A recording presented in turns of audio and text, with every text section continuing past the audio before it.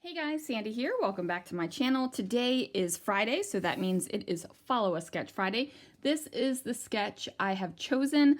I know I've been doing a lot of two photos together on a little tilty angle here, but it's what I'm drawn to right now, so that's what we are going to be doing. I do have these two photos of Chip and Dale hanging out in Frontierland on one of the buildings on their roof, so let's see what I can do. All right, so I am using one of those pre-printed mixed media backgrounds from Vicki Boutin, and I trimmed it down 1/4 of an inch on all sides so that it would be even. And then I decided to bring in some black paint. Now, I really have been adding touches of black to my really colorful layouts, and I'm loving it right now. Just like I'm loving the two tilty photos, I'm loving the pops of black with the color. So since I'm loving it so much, I'm just going to keep working with it. So I put down that paint with a dry brush so I could kind of get a similar feel to the pre-printed background. And now I'm just taking some Dilutions spray and sprinkling all around so that there are lovely little dollops of black ink from edge to edge.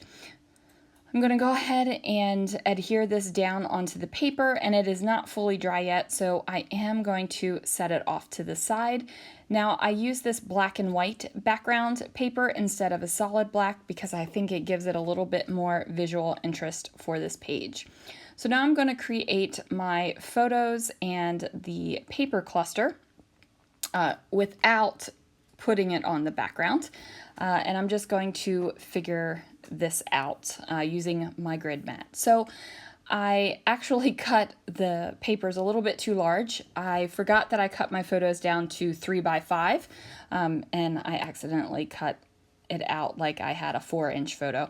So I'm going to go ahead, trim those down. This is going to introduce a lot of color onto the layout and not just the pink that is going on in that background. So this stripy bit, even though you're just seeing a little teeny peek of it all the way around the photos, it's introducing a lot of colors. So I had this scrap piece of paper here, and I also had the yellow scrap, so I figured I would put these together to make the paper layers underneath. Now, I do not cut my paper into a banner, and I don't use a little scallop border thing over here either. I kind of do my own thing. You saw that with the paint, and then I am going to do something else as well. So even though I'm following the gist of the sketch, and when the layout is finished, you'll definitely be able to see where I came from on the sketch, I'm not following it exactly. And that's the beautiful thing about a sketch. You can do whatever the heck you want to do with it.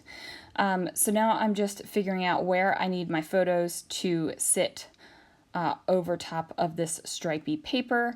And I am going to grab the background sheet to kind of figure that out a little bit.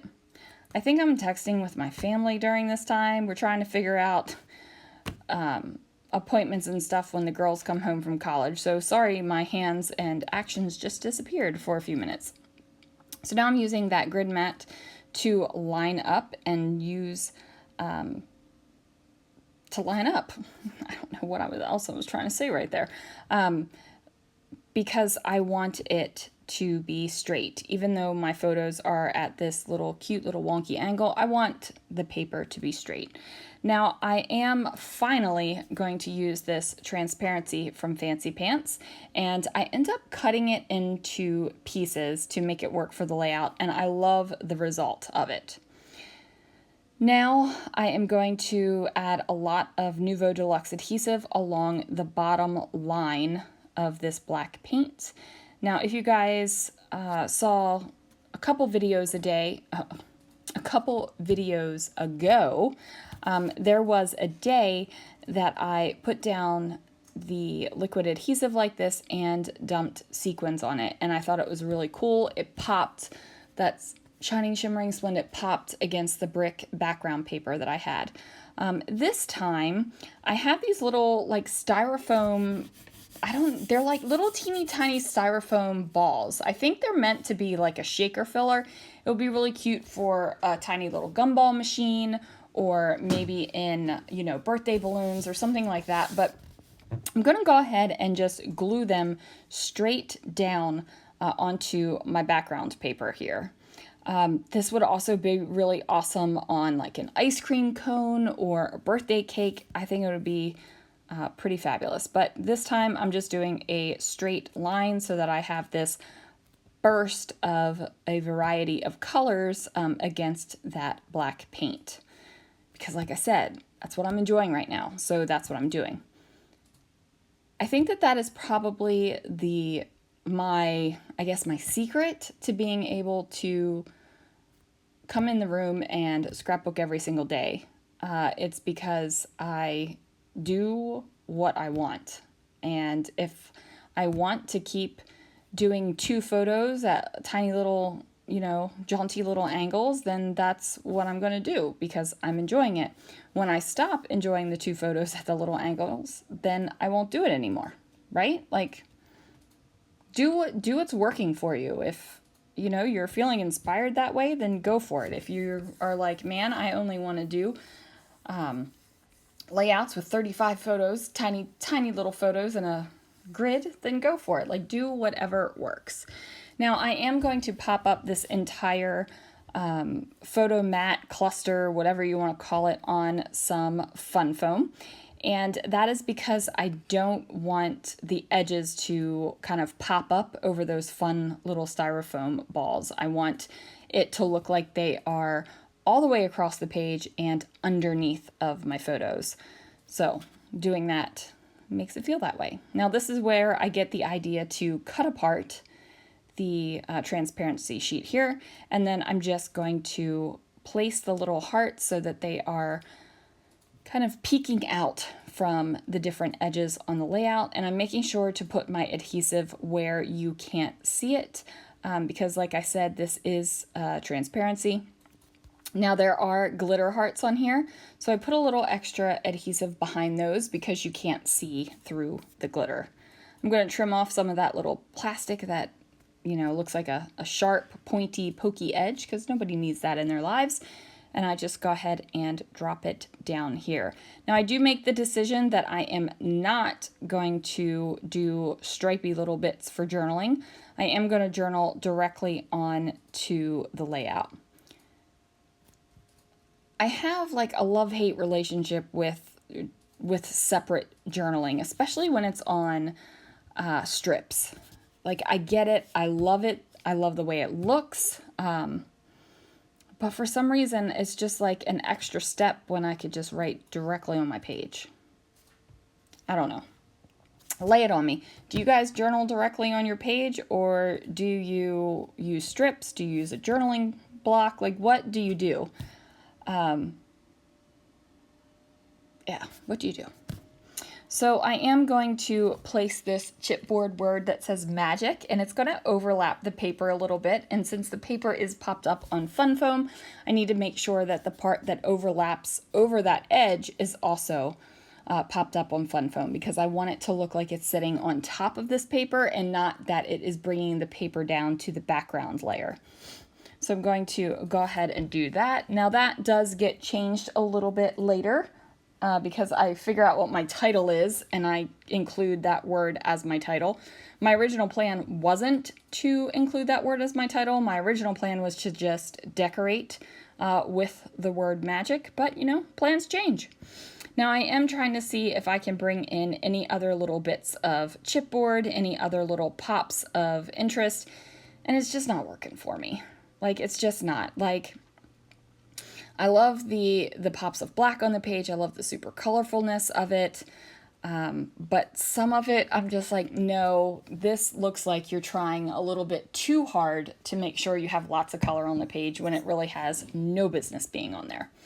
So I liked this little vacation banner, and I'm going to cut it off of the blue background that it's on, and I'm just going to have it say vacation.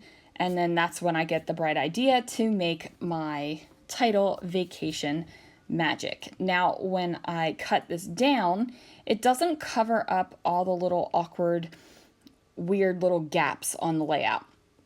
So when I put it like this, I'm like, I like it where it sits here, but if I put it too like if I put it a little bit higher up so that that other photo mat doesn't have a little weird bit of white space, then I feel like it's too high.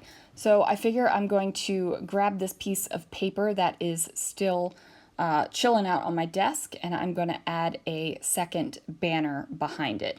Now, at first I do a 1-inch banner, and then I thought what I was going to do was just layer that die cut piece right on top of it, and I hated it. Like it just did not work for me. So I trimmed down the piece even more, and then I hated that too. I was like, what in the world is going on? Why am I struggling so much to get a little banner the way I want it to go?